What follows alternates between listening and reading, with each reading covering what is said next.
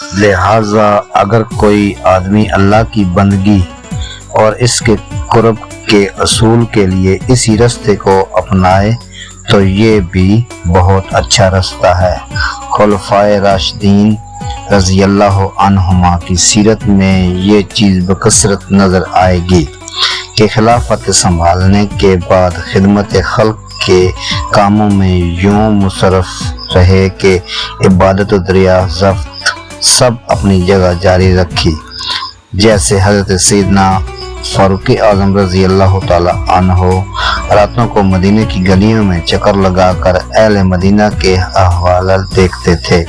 کہ کوئی مشکل میں تو نہیں۔ آپ ہی کا واقعہ ہے کہ ایک عورت کو مشکل میں دیکھا تو اپنے کندھے پر اناج کی بوری لاد کر اس کے پاس پہنچ گئے،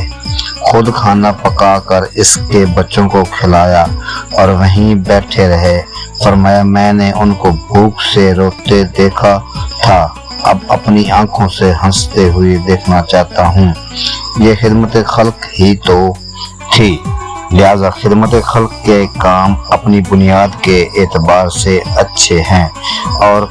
اگر اللہ تعالیٰ کی رضا کی نیت سے کرے تو ثواب بھی ملے گا۔ لیکن عبادت، نماز، تلاوت، خدمت مسجد کے کاموں کی اہمیت گھٹانے کے لیے یہ کہنا سراسر غلط ہے کہ دین صرف خدمت خلق کا نام ہے، اور جو خدمت خلق میں مصروف ہے